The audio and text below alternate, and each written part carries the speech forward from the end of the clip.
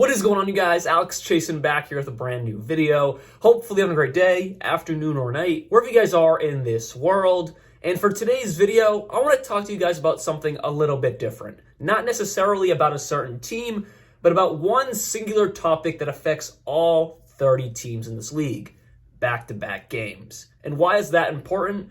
Well, I made an observation, right? So, of course, as you guys know, I'm a Celtics fan, but I watch, pretty much every team at least, once a week, if not, a little bit more, but at least every single Celtics game. And I'll try to watch every team at least, one time a week, roughly. I try to do that because I just obviously love watching basketball. But what I noticed was the Boston Celtics played the Timberwolves this past Wednesday, right? It went to overtime. It was a real grit and grind game at home. The Celtics were trying to get their all-time most home wins in a row record. They got it. They've won 18 in a row. Now 19-0 after last night's win. But the point is, they went to overtime against the Western Conference best Minnesota Timberwolves. Yes, they were down Mike Conley, Rudy Gobert, but it didn't matter because they had Anthony Edwards. They had Cat. It was a very, very good team still without those other two guys. And then the Celtics, they were healthy, just minus Kristaps Porzingis, but Tatum played 42 minutes. Al Horford played 38 minutes. Drew Holiday played 40 minutes. Derek White played 43 minutes. Jaylen Brown played 43 minutes. Off the bench, you had guys playing reasonable minutes, but that whole starting unit played over they all played over 35 minutes that night, and then most of them played, besides Al Horford, over 40 minutes in that game. And they won. Of course, they won 127-120, a great game. But then you go to the next night. The NBA scheduled a back-to-back against one of the Celtics' biggest rivals and the team that is going to be, in contention to get to the Eastern Conference Finals and play the Boston Celtics if they both make it there respectively. This is going to be that matchup that we're all waiting to see. But it wasn't even worth watching. It was so bad that TNT turned off the game and put on, Mavericks versus Knicks, I believe. It wasn't even a TNT game. They just put on a different game from Bally Sports. They just shared the broadcast because the Celtics were playing so poorly. And you're like, all right, they just had a really bad game. Well, look at the night before. Their whole starting unit played over 35 minutes. Most played over 40. Overtime game, a grit and grind game, major defensive game. Not much breathing room at all in that entire game, back and forth, trying to stop Anthony Edwards and Cat. This game was so unfavorable for the Boston Celtics that Joe Mazzulla made a statement to the league, made a statement to TNT, sorry for your broadcast, but I'm taking out my starters, and they are not playing a minute in the second half. Tatum only played 16 minutes, Porzingis only played 21, Drew Holiday 19, D. White 18, same with JB at 18. And then the entire bench played. Not a single person off the bench didn't get some run that game. Shout out to Peyton Pritchard with 21 points. Not the best shooting splits, but he still got 21 points. And if you look at the shooting, these guys had no legs under them. Jaylen Brown, 5 for 14. D. White, who's a shooter, 1 for 4. Drew Holiday, 2 for 9. Kristaps Porzingis, I'm not going to give him much wiggle room because he had a rest night the night before, but I'm still going to say it, 3 for 9. But he doesn't really fit my case study here. Jason Tatum, 2 for 6, 0 for 1 from 3. Lamar Stevens, 1 for 6. Sam Hauser, 4 for 8. He was good. But most of these guys had no legs under them whatsoever. Peyton Pritchard, who did have 21 points, because in that fourth quarter, it was really all him. Or really that second half in general, he was only 6 for 13, 2 for 9 from 3. So as you could see, the Celtics had no legs under them. They were tired. They were beaten up from the night before. And the worst part about all this, it's not the fact that the Celtics got blown out by over 30 points. That could happen in a regular game. It'd be whatever. It's the fact that this was a scheduled back-to-back, and the Milwaukee Bucks had over 48 hours to rest up, rehab, whatever you need to do for this game.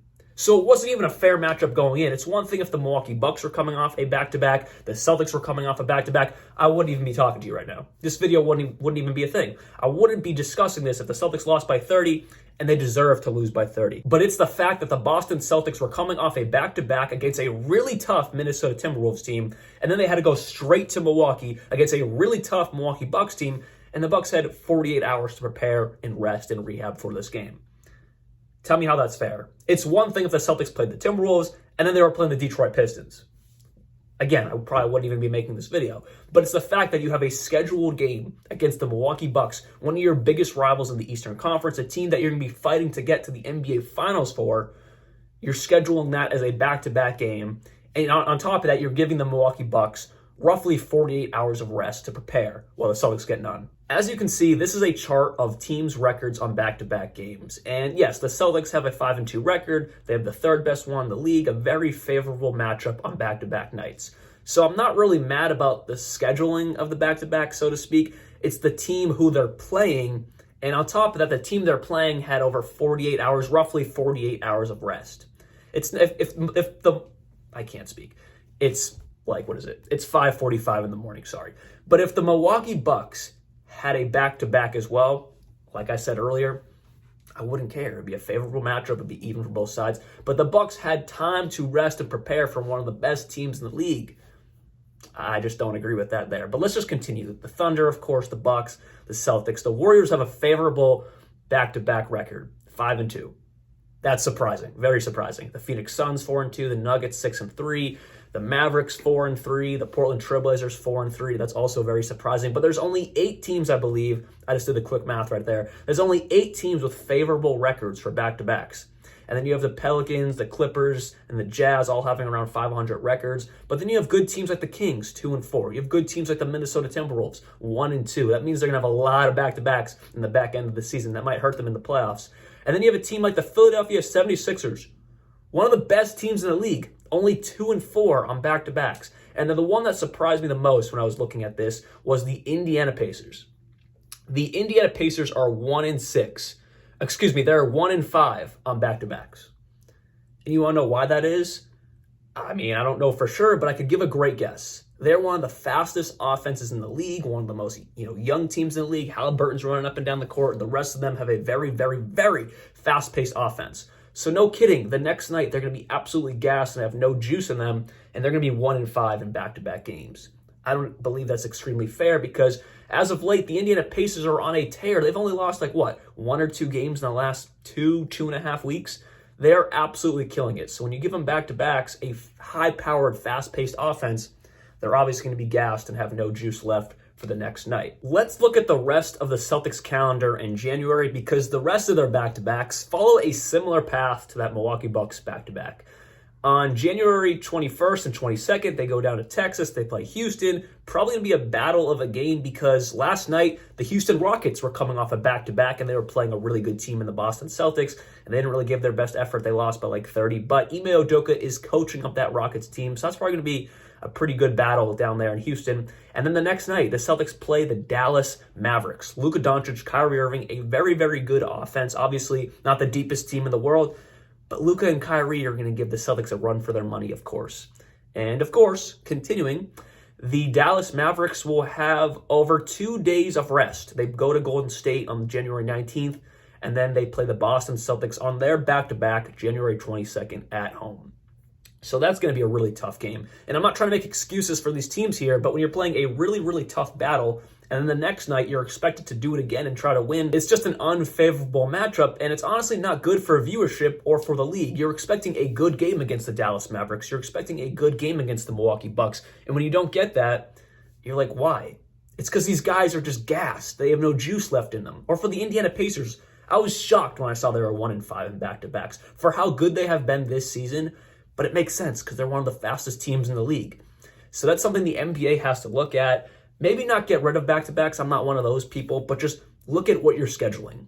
I know you can't really predict who's going to be good or who's going to be bad coming into the season when you're making schedules, but you have a pretty solid idea based off what that team did that offseason, what they're going to be like. Or even prior to that, because I know the schedules come out really early. You have a pretty good idea unless a team makes a drastic change. And not all the games have to be versus, bad teams. There can be some tough nights like that Bucks game. But you're looking at the month of January, and it's constant. The Celtics play a really good Mavericks team on a back-to-back, and the Mavericks team had over 2 days of rest. And then the Celtics play the Indiana Pacers on another back-to-back, that being at the end of the month, and they're playing the Pelicans first. Yes, granted, this is home, so that helps. They get to sleep in their own beds. But they're playing the New Orleans Pelicans on January 29th, and then the next night they're playing the Indiana Pacers on the 30th. And then the Pacers get 1 day of rest before they play the Boston Celtics. The Memphis Grizzlies are on the 28th, and then the Celtics are on the 30th, while the Celtics get no rest. And yet again, the Celtics are playing a really, really good team on that first night of the back-to-back, that being the New Orleans Pelicans, a very big and physical team, probably going to beat up the Celtics a good amount. And then you have to play a rested, really, really fast Indiana Pacers team. Granted, it's at home, which is nice, but still, that's not a setup for a great game. And I'm not just talking about the point of view of I want the Celtics to win, I want them to win every game. It's the point of view of I want a good game to watch. I sat down right here, face this way, was getting ready to watch the Celtics versus Bucks, expecting a good game, and it wasn't a good game. The starters were out by halftime. That's how tired and just they were like, I'm not doing this. I mean, this is ridiculous. The Bucks had rest. The Celtics didn't. I want to watch a good game, and I know you do too.